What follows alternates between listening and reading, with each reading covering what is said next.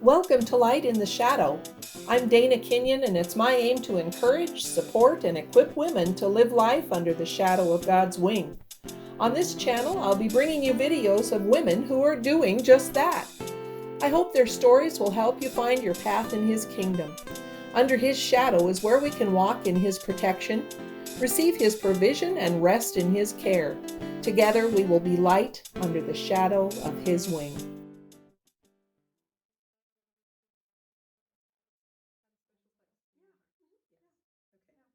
All right, so here you are. 4 children now. And at some point you realize, hey, wait, we're not done. Maybe we should adopt. You told me, you told even today, you talked about that consideration for adopting in your early marriage when you weren't sure that you were going to be able to conceive. Well, so now that kind of comes back around again. So tell us about that experience. Yeah, it really was like a crazy moment, really, when that realization hit. And it was actually right after Elia, our youngest son, was born, and his delivery was a little bit stressful at the end, and things didn't go quite well at the very end. So it was a very stressful moment at that time. Okay. And I was finally able to hold this newborn baby, and I was like, oh, everything I think went okay. And God spoke to me and He said, "You're not done." And I was like, okay. I thought we were. I think that guy over there, he thinks we're done. Just over time, we realized that the desire to adopt maybe was still there. Okay. And that was something that God had planted in our hearts at a time in our life. And even having our biological children, that really hadn't gone away. Okay. So we looked at that time.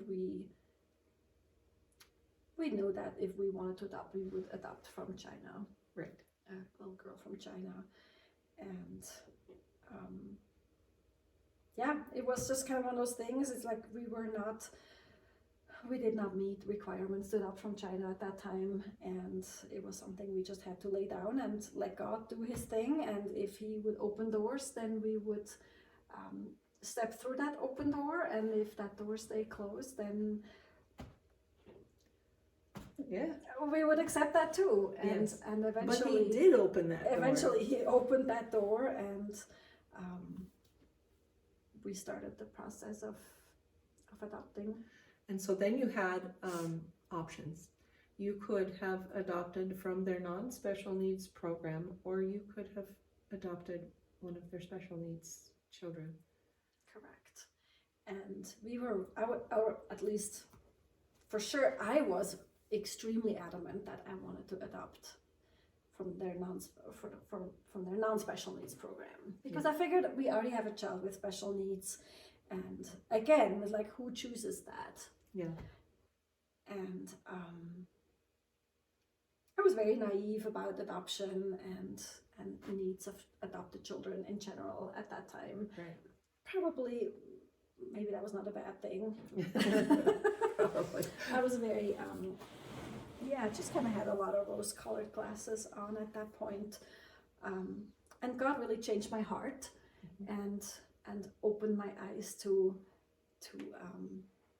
the needs of adopting a special needs child.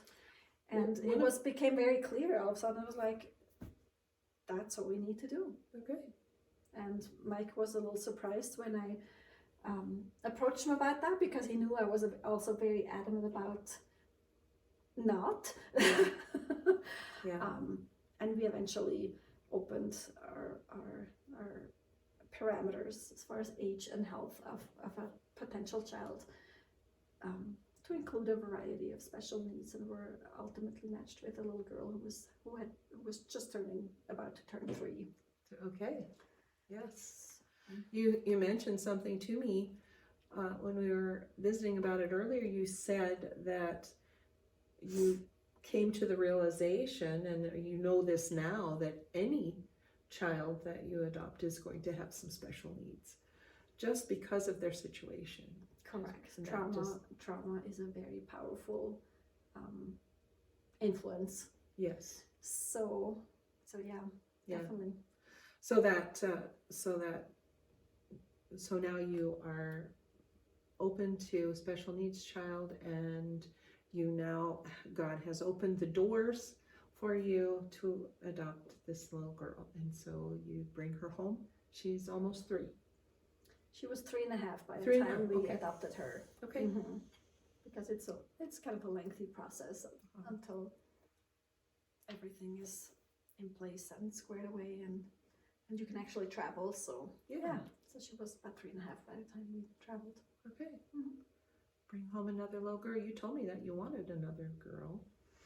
Yeah, that was definitely had been a desire, and so there she was. There she was. There she was. And then you did it again. How long was it later before you decided that you were going to adopt another one? It was, I want to say it was a couple of years after we adopted the first time. We had always imagined that we might adopt again, just we didn't want our one Asian daughter to feel like she was the only one in our family that looked different. Okay. So we felt like maybe it would be good for her to have a sibling that looks like her that has maybe a similar story. That was our again, maybe a little bit naive process behind that decision, and we were ultimately led to a little girl that was advocated for by another adoptive mom who had adopted a friend of hers. Okay. And that little girl was just heartbroken that her little friend did not have a family committed to her yet. And she advocated for her. That was the time of blogs and all that, and I was very connected with the adoption community, especially with the Chinese adoption community, and we came across this picture of this little girl, and we ended up pursuing her adoption. So very nice. Yeah. She was a little bit older. She was 7 at that time when we came across her her file. Yeah. One of the things that you said was that you wanted to adopt an older child because it's so hard for them to find families when they get a little bit older. Correct. Yeah. So what a blessing. Plus we were not like spring chickens anymore either. So okay. And we realized when we adopted our first daughter that it's really pretty great to start parenting when they're potty trained and sleep through the night. And we're like, that's the way to do it. There you go. Skip all those diapers. Okay, so she was like 7.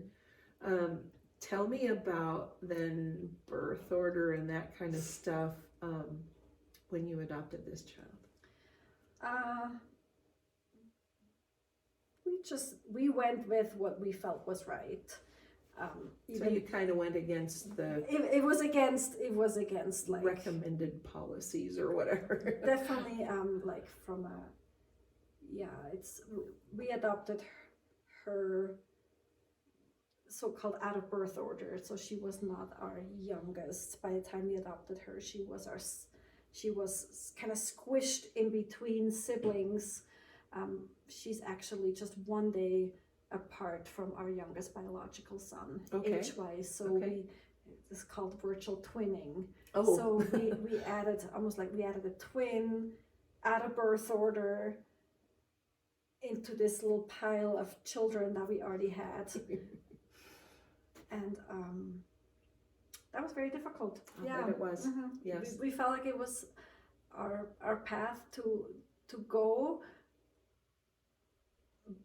but it has a lot of challenges, and I would, if someone does look into adoption, it's not something that I would recommend unless you are absolutely certain that God is leading you that way. Right. You can see why they I can don't see recommend why. that. Oh, absolutely, yes. Because I think an adopted child needs a lot of space to heal. Yeah. And she didn't have that. Okay. Because there was so much competition. It was such a tight field of children. Yeah. That brought out a lot of. I think that just hindered her healing process. Okay. So. Okay. So you talked about this pile of children because now you have 3 and kind of 4 kids that are like almost the same age. Yes. Because your 3rd son was delayed. He was kind of just right in that age group anyway.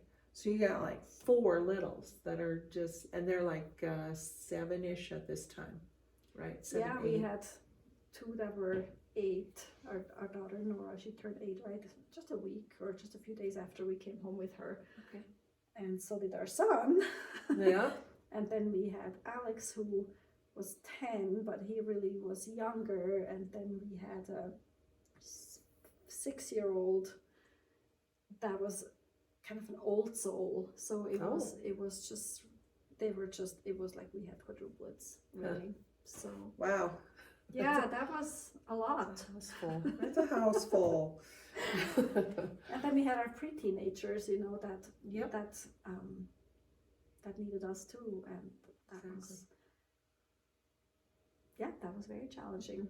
Very challenging. Again, some of those circumstances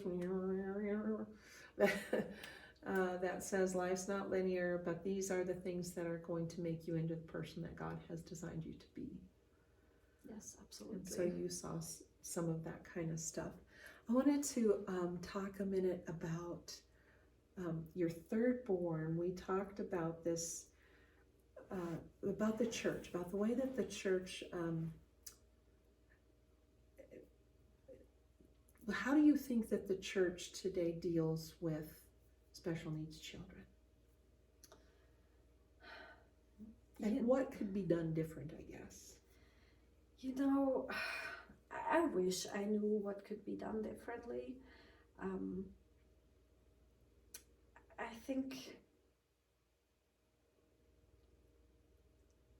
I think special needs families tend to be very invisible. Because that it's just, for a lot of families, it's too hard to take their children places, or let alone church, where there is expectations and high standards. And at the same time, I think it could be such a fantastic ministry. But it has to be embraced by everybody, or by the leadership, or and you have to make special accommodations to include special needs kids into your programs. You told me about doing that at one point with the church. we do that with our Easter outreach through Living Rock Church.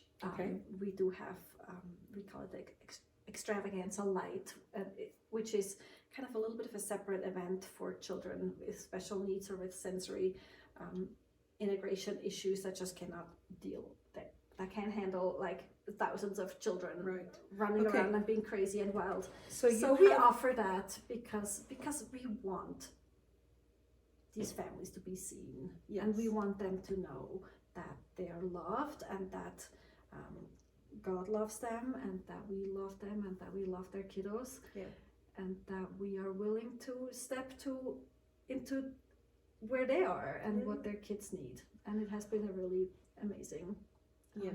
So just by background, your church puts on an extravaganza at one of the schools locally at Easter time. Correct. And so the kids from all over the town can come and participate in that.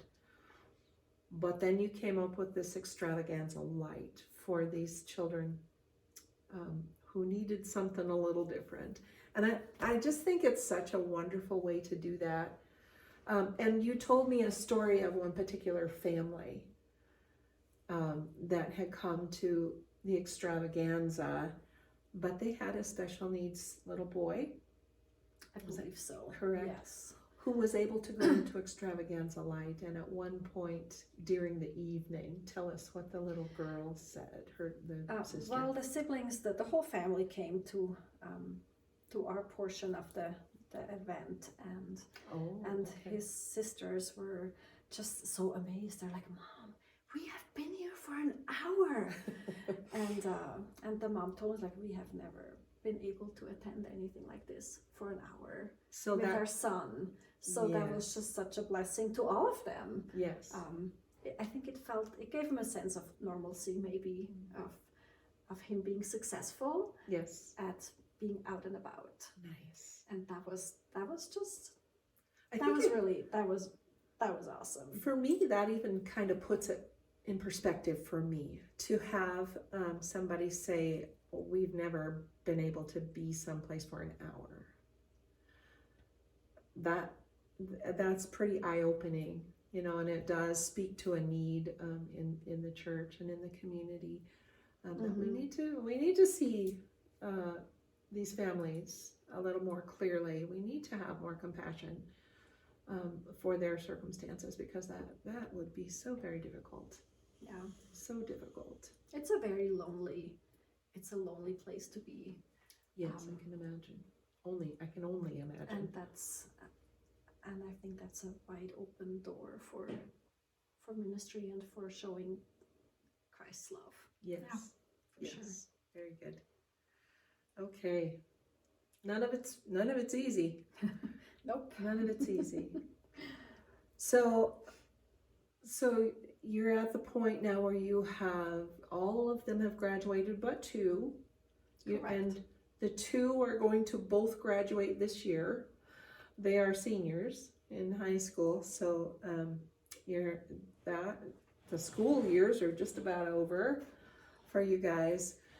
You were telling me that your life has changed a bit, and we talked about some of this at the beginning, but you started doing the sleep studies back before you adopted the girls, correct? Actually, I started that back in Sioux Falls.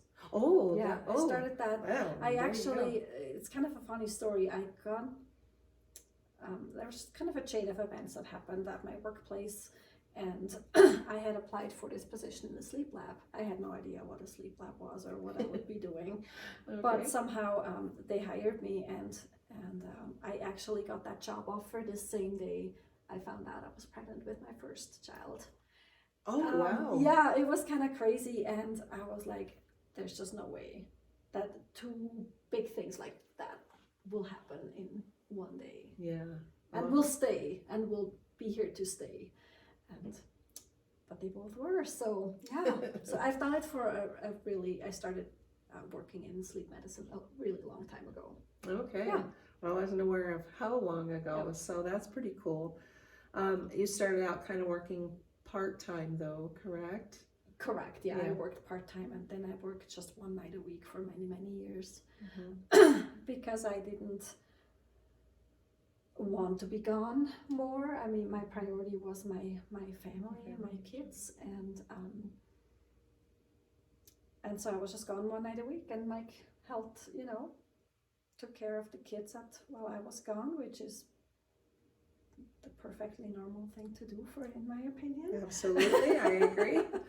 I agree. Some people were always very shocked that Mike would do that, and that was just never. But he's the other parent. A question, and it gave him a chance to bond with those babies when they were little. Yes. One night a week. And yeah, it was perfect. Yeah. Yes. It was perfect for him to just do it all. And that was great. I love that. What a guy. What a guy. I know. Came all the way across the ocean just for you. He's a keeper. I would say so. Your kids now then got older, and then you began to work full-time. You talked about that being just a blessing in many ways. You talked about providing insurance Yeah, our job situation between Mike and I changed a little bit, or from Mike,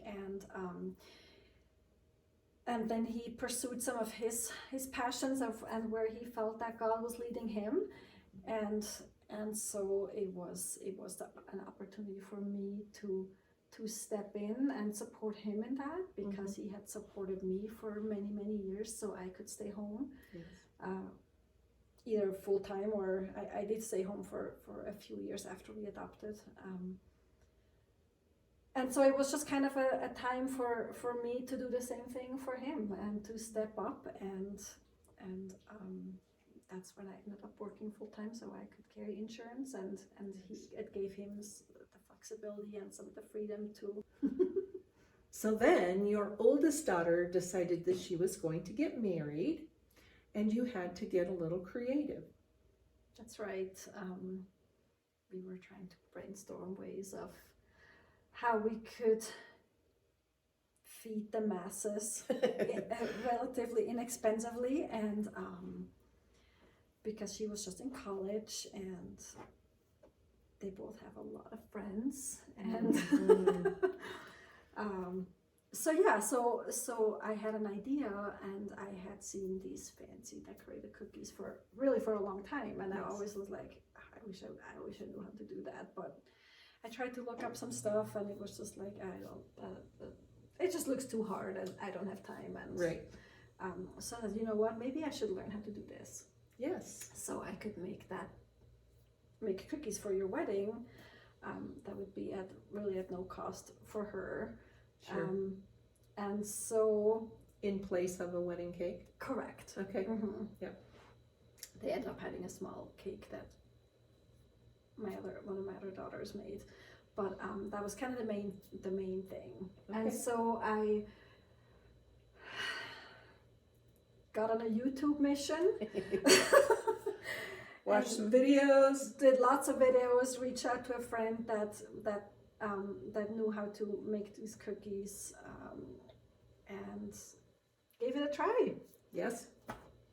And I decided that it was okay. Well, I'm not like really terrible at it. No, you're not really terrible at it. You're really pretty good at it, by golly. You had 8 months to practice before the wedding. Correct. And so you found yourself busy baking for birthday parties and... Yeah, because then I would post some of my early pictures on Facebook, and people were like super excited about it. And then I had like a coworker say, hey, it's my son's birthday, or my daughter's, or I don't even remember. I think her son's, and like, would you make me some cookies for his birthday party? Yes. And then it was like, oh, could you make me some cookies for this? And could you make me some cookies for that? It was just, I had not planned on making cookies for other people. That was not on my radar whatsoever, but I had a lot of people ask me, and I figured, hey, you know what, that's good practice. Yes. Before the wedding, and then we can pack this all up and be done with it. And yet that didn't happen. That didn't happen. Instead, you turned it into a business. Yeah, I turned it into a little side gig. I think it's been giving me a great creative outlet. I'm a pretty creative person and always have been, and that was always important to me. Yet at the same time, when you raise a million little children, we did a lot of creative things. I did a lot of creative things with my kids, but at the same time, the focus is just on raising the kids. And so this is something that you kind of just get to do for you because you like it and you're good at it. So yeah, that was fun. It was fun to, after all these years of always being there for everybody else, to do something just for myself. Yes. So something that you should. That sounds really selfish, but no. I own it, so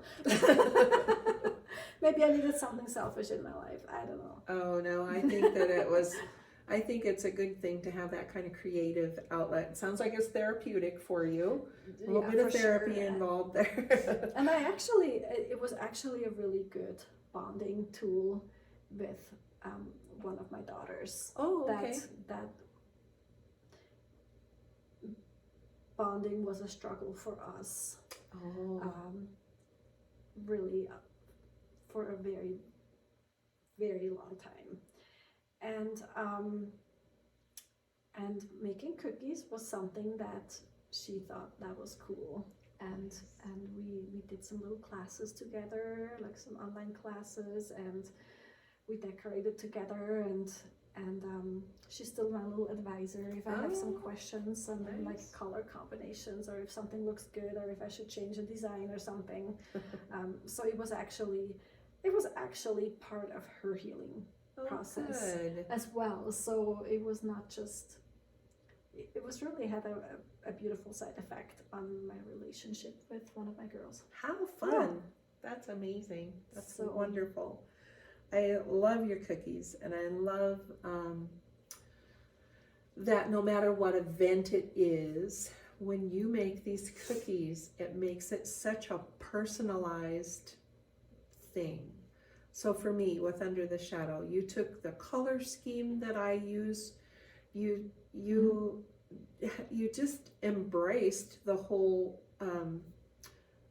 heart of what my ministry is about.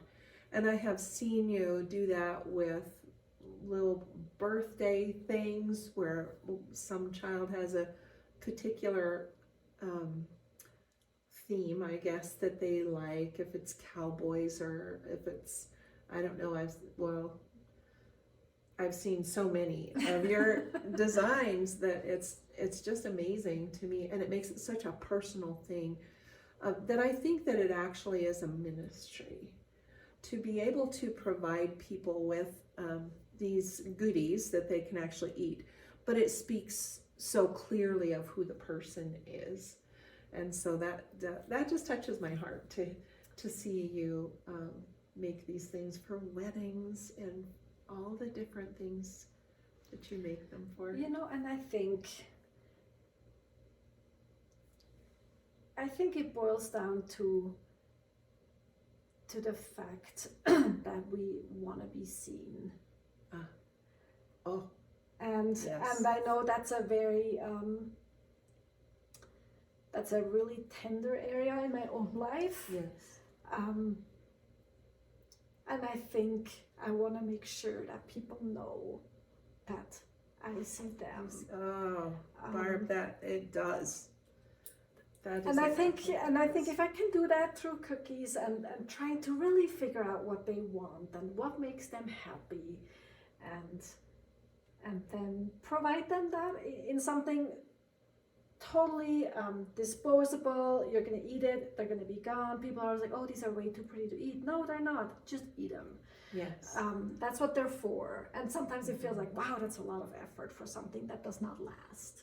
But what will last is I think the feeling of, this was something special for me. Yes. This was something that someone made for me, and they saw me. Yes. And they saw my child, or they saw my event, and they did it just for me. I think the cookie is going to be gone, but I think the message is what stays. Yes. And I think that's what makes it special for me. Yes. So I love that so much. That is, yes, that's exactly what it does, is it says, I see you. Yeah.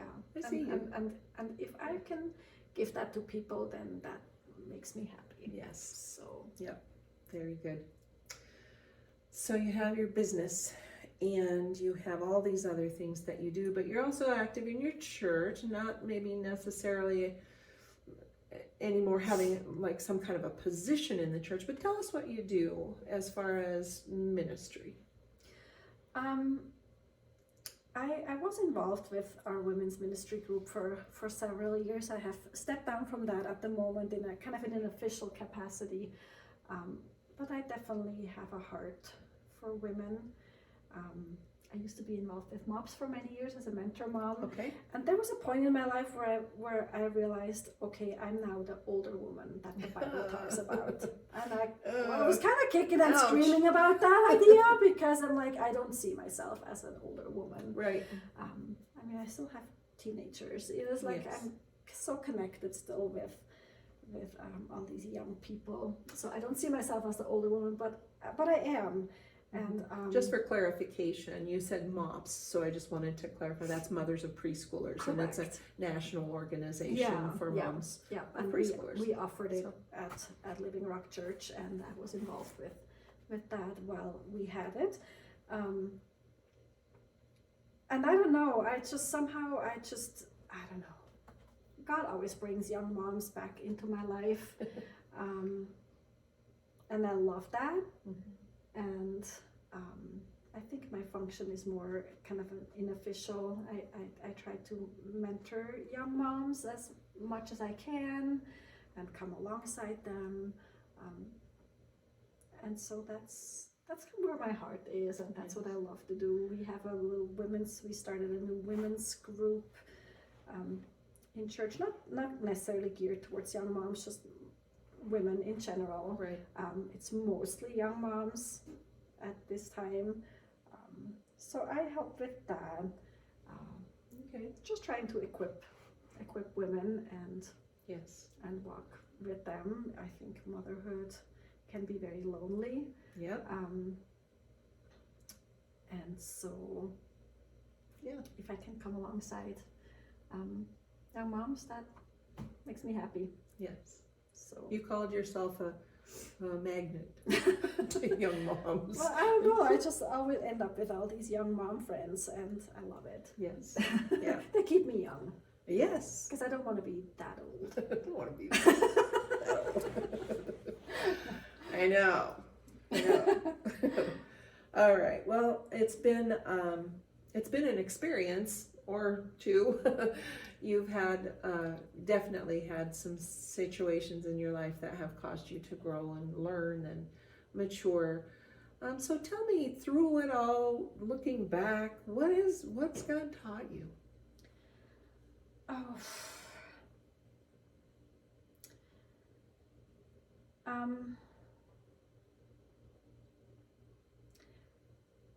Kind of circling back to that idea that life is not linear. I think that's what I have probably learned the most, that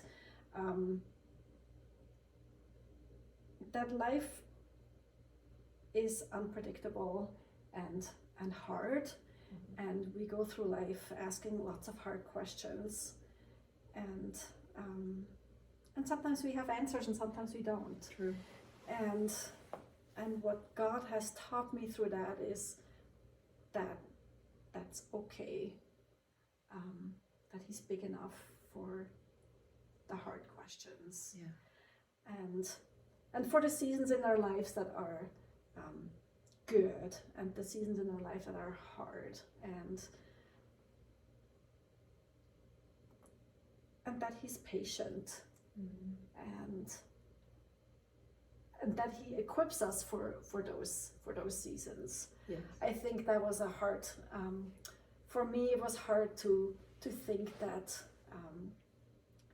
especially after one of our adoptions, we truly were a family in crisis for many years, because things were just very difficult. And I felt very abandoned, because I felt like, okay, here we are, we did what we thought God wanted us to do, yet I feel like the disciples in the boat out in the middle of the lake, and Jesus is sleeping in the back of the boat. And I'm just here like trying not to go under. Yeah. And that was hard. That was probably one of the hardest times in my life. And I had a conversation with actually my aunt back in Switzerland, who is very involved in counseling and all these things. And I said, I don't know what to do. And she said, God knows. He knows you're okay. He has given you everything you need. Yeah. He has already given you everything. So He knows it's okay for him to sleep. Oh. Because He knows that you have everything. What a wise woman. That you need. And that was kind of a turning point for me, as far as maybe looking at it differently. Yeah. And knowing that we go through some of these hard seasons, and it will be okay. Yeah. And God equips us for those, even if we have these seasons that we don't understand, where maybe we don't always feel Him close by. Yeah. We don't always feel that connection. Yeah, it's not about the feelings. And that we will come through it. Yeah. And it will be okay. Yes. And I think those are some of the lessons that are important to me. Yeah. That when I go through seasons of questions and doubt and hardship, that God can handle it, and I don't have to always have every answer or feel guilty about how I feel it or how I perceive certain situations. Sometimes we think we have to always have everything together, and we don't. No, we don't. No. And we'll be okay. Yes, kind of takes you back to your verse. Correct. John 16:33. Absolutely. In this world we will have trouble, but take heart. I have overcome the world. Yeah. So, yeah. So yes, I think those are some of my big lessons that I have learned through that. Yeah. So. Yeah, and you're not done.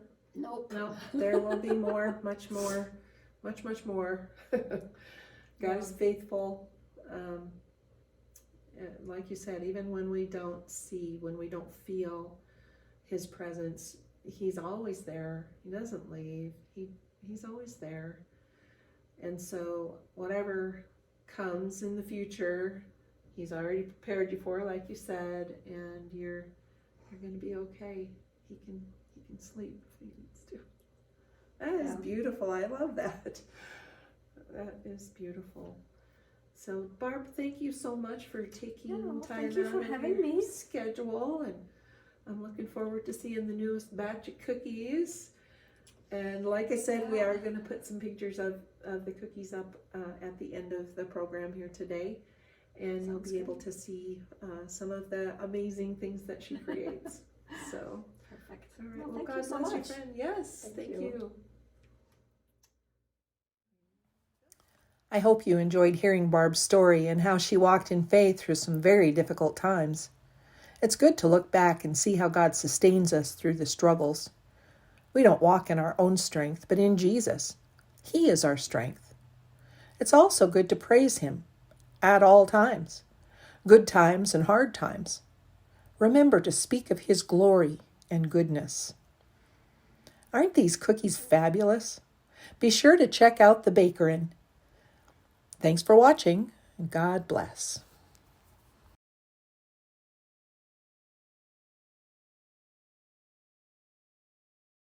Thanks for watching today's episode of Light in the Shadow.